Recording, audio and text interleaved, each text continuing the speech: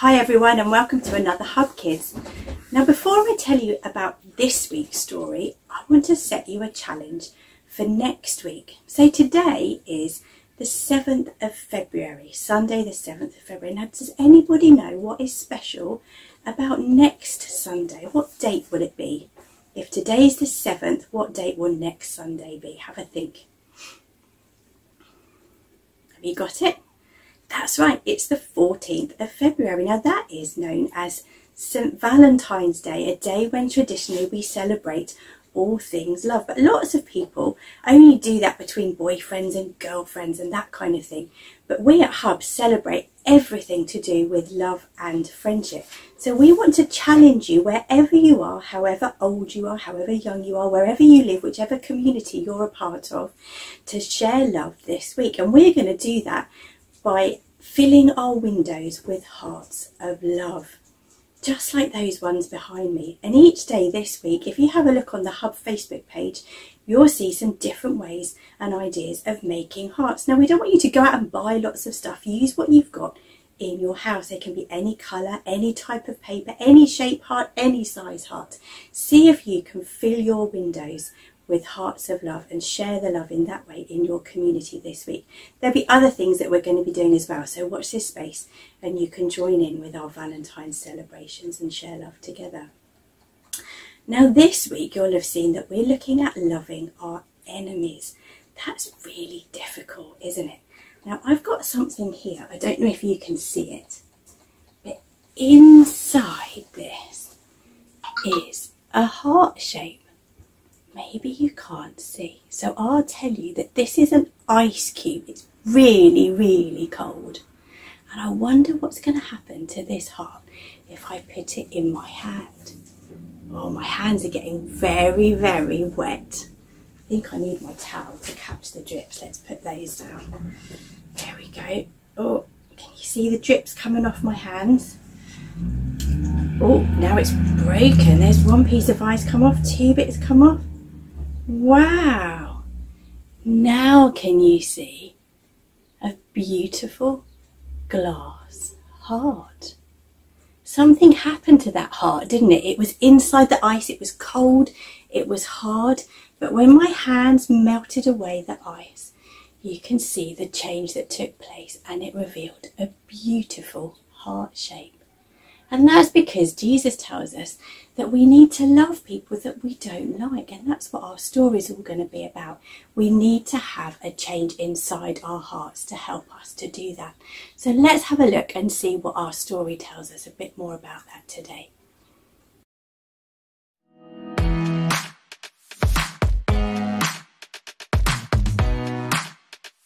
And we're back. Traffic getting you down? Let's go now to our eye in the sky, the K-Love Morning Traffic Copter. It's bumper to bumper for miles and miles on every single road in the tri-state area. But if you don't have to be somewhere today, then just stay at home. But if you are out in the jungle here, it's every person for themselves. Those aren't just drivers next to you. They are your worst enemies, and you know it. This is Haley from the K-Love Morning Traffic Copter. Have a great morning, signing off. Hello everybody, Haley here. You have to have so much energy to be a morning radio DJ, but sometimes that's what it takes to show love. Love is choosing to treat others the way you want to be treated. Think about it. You never know what your listeners have gone through in the morning. Maybe they're in the middle of a pleasant dream when they go to get a glass of milk, but it's turned bad. They can't find their keys. They run into a wall. Their car won't start. No wonder they're in a bad mood when they get on the road, where they have to sit in traffic. So many people are angry with one another. They're kind of like enemies. And not just on the roads, in your homes, your neighborhoods, your schools. And in today's Bible story, you'll learn what Jesus taught about how we should treat people who may not be so easy to love. I'll be here doing my part. Excuse me for a moment. And we're back.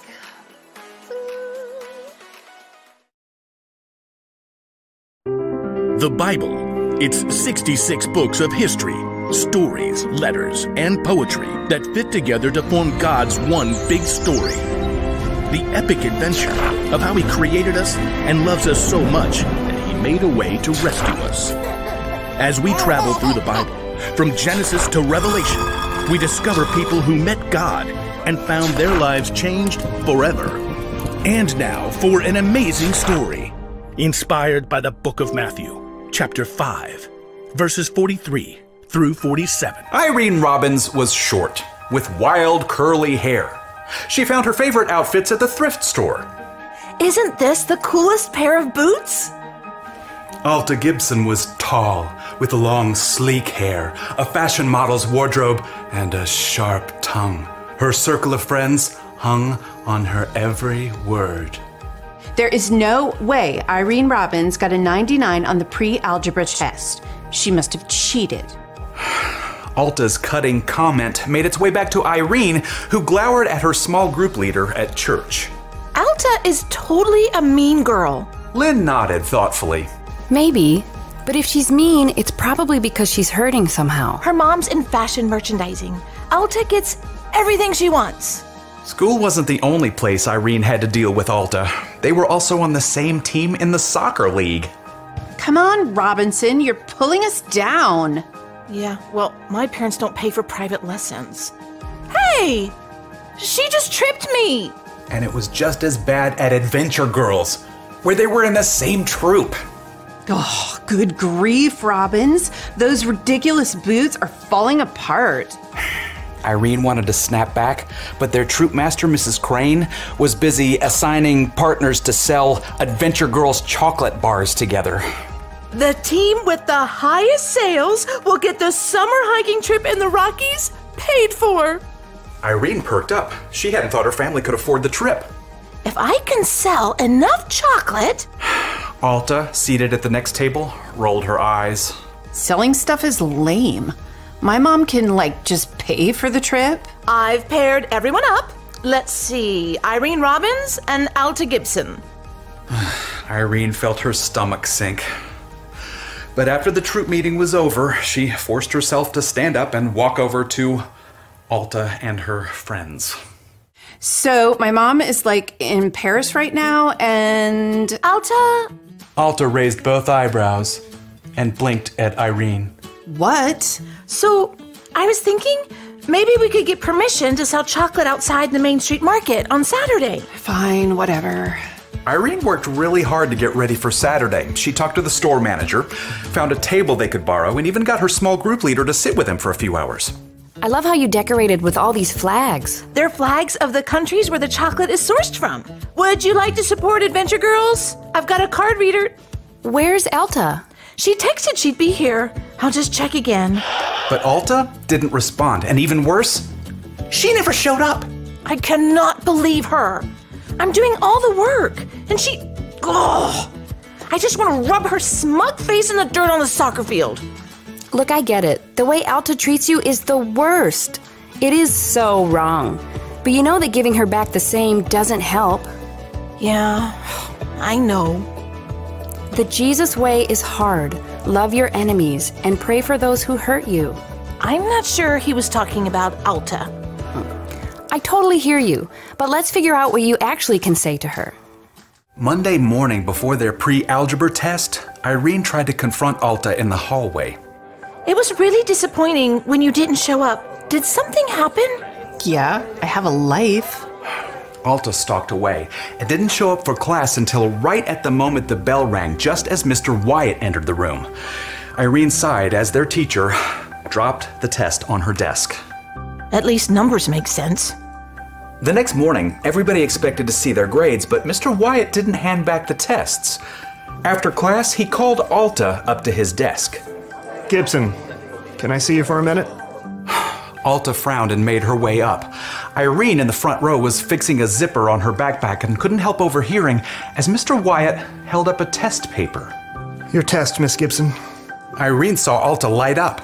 97? You scored 69 on the last test. Yeah, and my mom got really mad. I studied really, really hard this time, all weekend. I'm glad to hear it. But the test key went missing from my desk yesterday before class, and no one else had such a dramatic improvement. Are you saying? Did you take the test key, Miss Gibson? No. I think I should set up a conference with your parents. Irene saw Alta's face go pale. No. Don't call my mom, please. I just want to talk about it. But she won't listen. She doesn't think I'm good at any... She'll just hear cheating and get so angry. Irene's mind raced. She knew Alta wasn't in the classroom to take the test key, but it was tempting to let her flounder. Please don't call. Irene took a deep breath and stepped forward. Mr. Wyatt, Alta didn't take the test key. What? I talked to her in the hall before class, and then she didn't come into the room until right before you did. Alta gaped in surprise. Thank you, Miss Robbins. He turned back to Alta. If you prefer, I will not contact your parents. Just let me see the same kind of work on the next test, all right? Alta hurried out of the room with just a brief glance toward Irene. But all that week, Irene didn't hear a single mean thing from Alta, and the following Saturday, Alta even showed up to help at the Main Street Market. Irene knew that she and Alta would never be BFFs, but she was glad she had made the choice to show love to her enemy.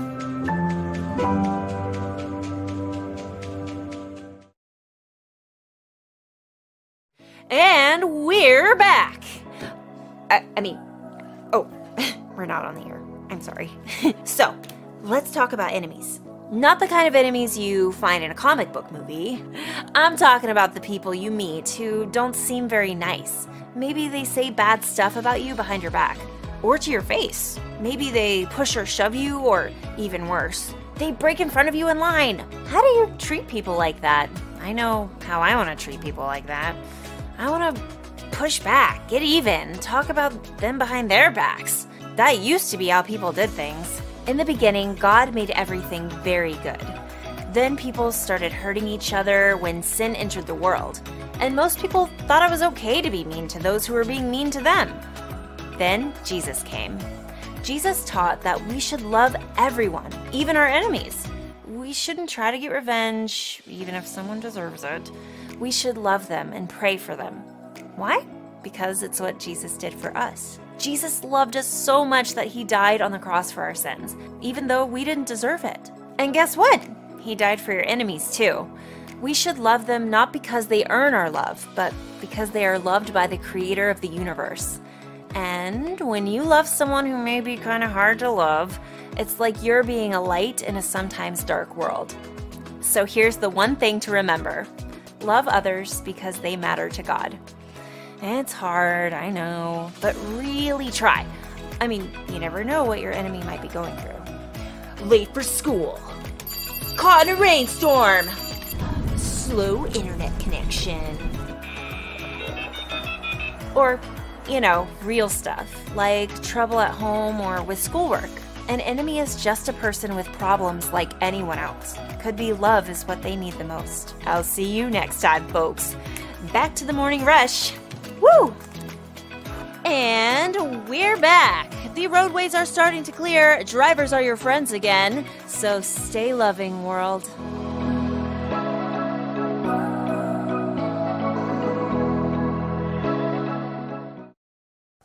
Hello kids, this week we are talking about spreading the love. For this craft you will need a coffee filter if you have them, and a water bottle spray. If you don't have coffee filters you can use kitchen towel. You will need colouring pens, some scissors if you wish to cut the shape out afterwards, and some pegs to hang the towel up to dry, or the coffee filter up to dry when you've finished. You can draw any pattern you wish, or you might prefer to write some words. Here are some examples I've done just as suggestions. One like this, one with some small hearts, and one with some large hearts. But I am going to do a series of hearts which are separated.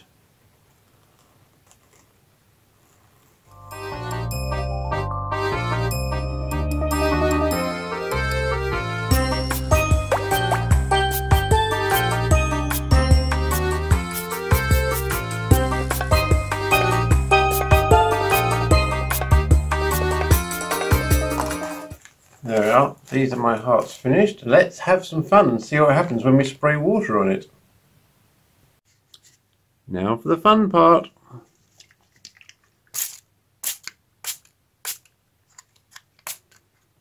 Don't get too carried away.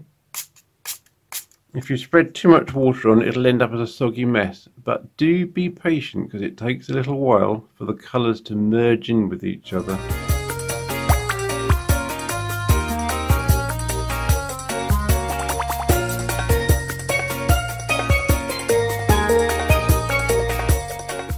You can always add a little bit more water if some areas seem a bit dry.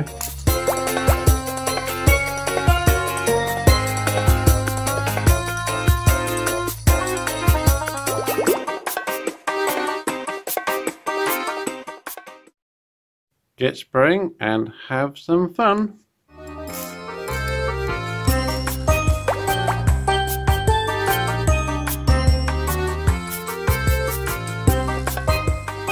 If you don't have a spray bottle, you could always use a paintbrush and flick water at it. Just do whatever you think works and experiment a few times. It might take a few times to get it right.